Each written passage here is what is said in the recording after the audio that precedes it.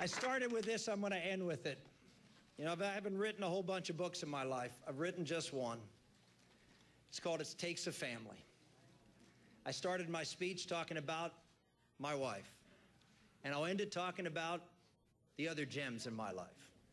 6 of my kids are up here: Elizabeth, John, Daniel, Sarah Maria, Peter, and Patrick. They have not seen much of their dad over the past several months, yet they've stood by me every step of the way, encouraged me, and loved me unconditionally. There's another little girl who's not here tonight. She is with a little button. She's our little angel. That's Isabella Maria. Isabella Maria, we don't take her out in crowds. She has a disability. She has a disability that has according to the records, the statistics, has a 1% chance of survival after 1 year. She is 3.5 years old.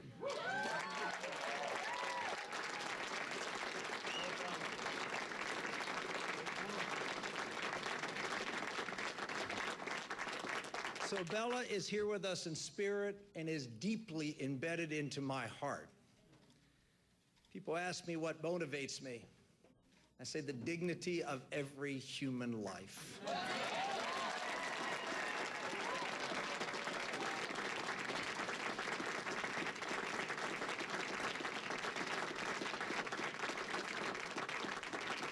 God has given us this great country to allow his people to be free.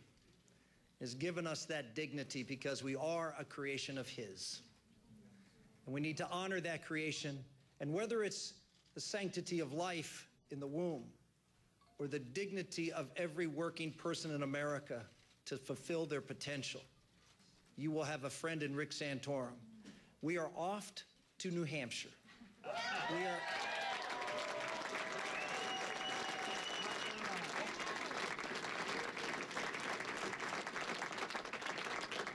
Because the message I shared with you tonight is not an Iowa message or an Iowa and South Carolina message. It is a message that will resonate across this land. It will resonate, I know, in New Hampshire, because you think I've been in Iowa a lot. I've been to New Hampshire 30 times and have been more times and done more events than anybody but John Huntsman, and he cheats, he lives there. We will be in New Hampshire. We'll leave tomorrow. We'll spend our time there, and with your help and God's grace, we'll have another fun night a week from now. God bless you.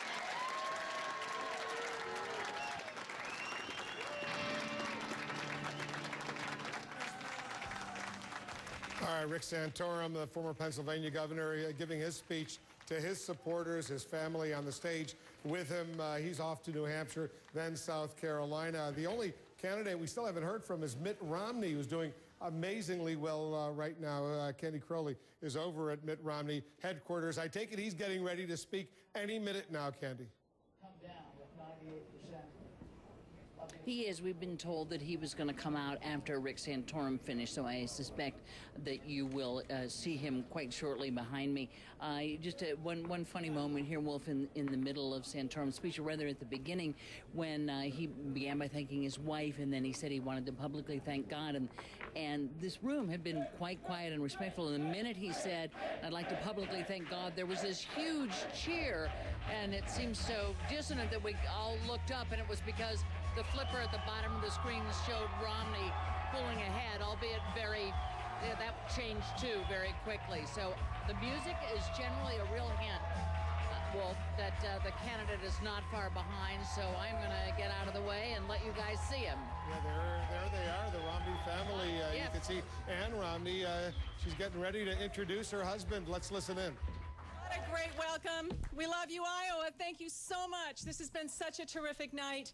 Congratulations to Rick Santorum. He's fought so hard. We don't even know who's won yet, but here we are.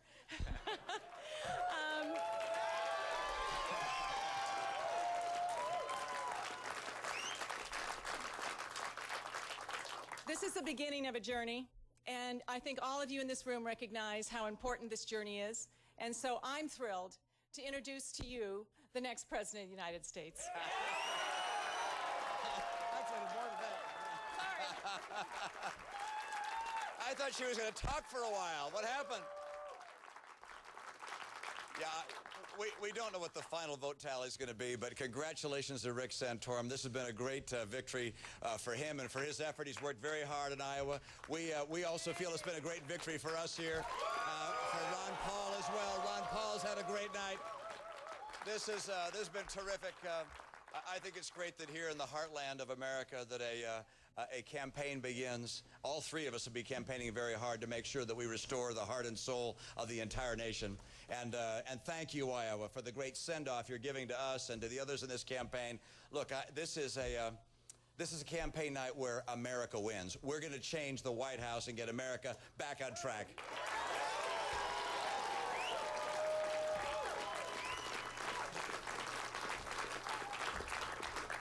I'm proud tonight to have been introduced by my sweetheart of, well, I was going to say 42 years, but we've been married 42 years. We've been sweethearts for longer than that. And behind her, 4 of our 5 sons. One of our sons, Ben, is a resident at a hospital, and so he can't be here tonight. But this has been a family affair for us, and in this room, we feel like family with you. You guys have been extraordinary. For those that don't know, this volunteer team has done extraordinary work. I mean, I hope you understand. When I ran 4 years ago, we had 52 members of our full-time staff. This campaign, we've had 5. And you guys have done the work under the direction of Dave Kochel and Sarah Craig. They are just heroic. Thanks, you two, for the work you've done.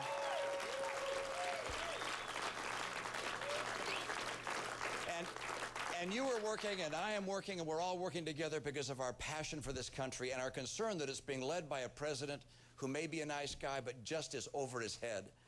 And you look, I mean, I look at his campaign. You know, 4 years ago tonight, he was giving a victory celebration speech here in Des Moines. And he'd been going across the state making all sorts of promises. The gap between his promises 4 years ago and his performance is as great as anything I've ever seen in my life. We face an extraordinary challenge in America, and you know that. And that is, internationally, Iran is about to have nuclear weaponry just down the road here. And this president, what's he done in that regard? He said he'd have a policy of engagement. How's that worked out? All right, yeah, not terribly well. We have no sanctions of a severe nature, the crippling sanctions put in place. The president was silent when dissident voices took to the streets in Iran. And, of course, he hasn't prepared the military options that would present credibly our ability to take out the threat that would be presented by Iran. He's failed on that. And then how about with regards to the economy? He went out and borrowed $787 billion, and his administration said they'd hold unemployment below 8%.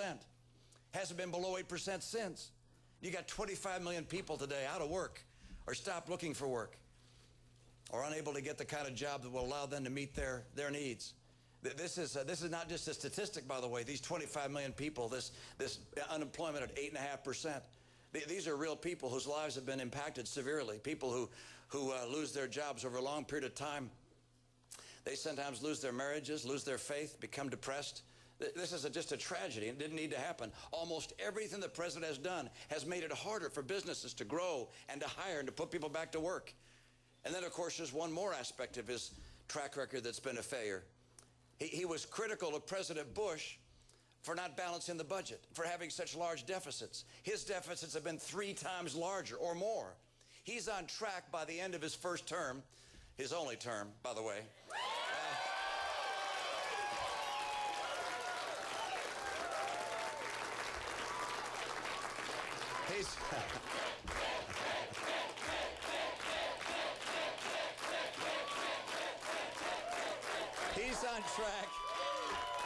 He's on track to put almost as much public debt in place as all the prior presidents combined. This has been a failed presidency.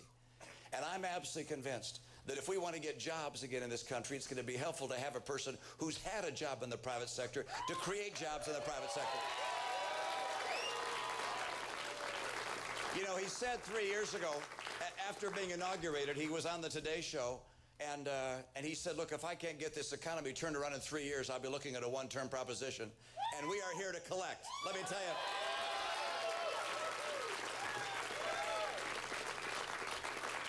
I will go to work to get America back to work by making America once again the most attractive place in the world for job creators and innovators and investors, and the jobs will begin to flow like they have in the past. I'll keep our tax rates competitive, get regulators and regulations to see their job is to encourage enterprise, make sure we open up new markets for American goods, and finally take advantage of the energy resources we have here in oil and gas and coal and nuclear and renewables.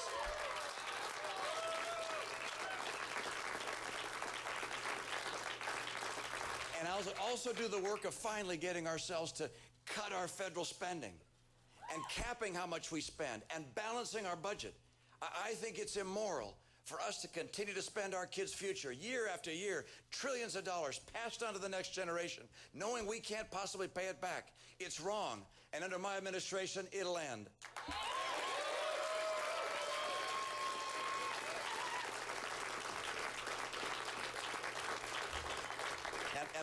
And you've heard me say this before. I've been asked, how are you going to cut programs? And I'm going to look at all the programs we have in the federal government, and I'm going to ask with regards to each one of them, is that program so critical that it's worth borrowing money from China to pay for it? And on that basis, we're going to have a lot of programs we get rid of, and number one on the list is Obamacare. That'll be gone.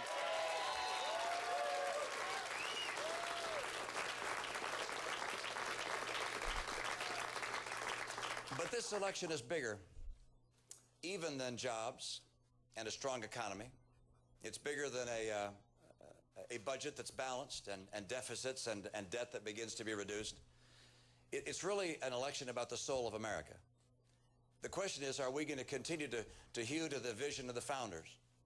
When they crafted this country and wrote the Declaration of Independence, they said that the Creator had endowed us with certain unalienable rights, among them life, liberty, and the pursuit of happiness.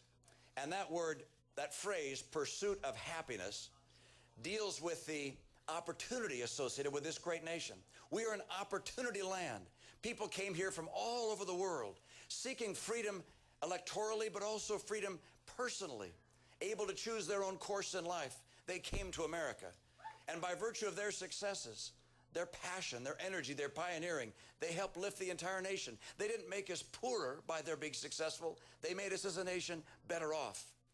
The president has a different view. Instead of seeing a merit society, an opportunity society, I think he takes his inspiration from the social welfare states of Europe.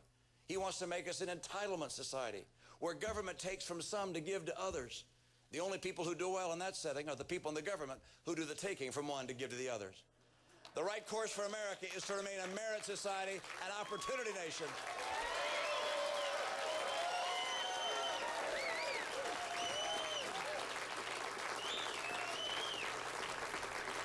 The right course for America, economically, personally, morally, is for America to restore the principles that made us the shining city on a hill. Our conviction that freedom is a gift of God.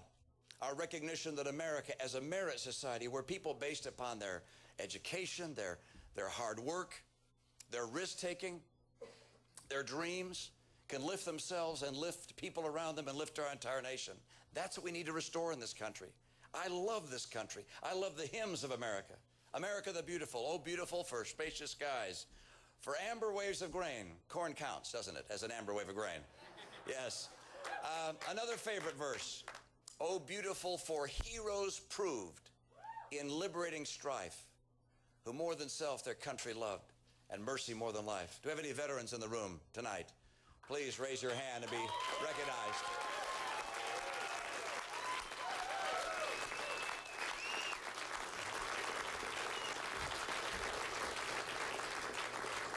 And one more verse, let me just quote.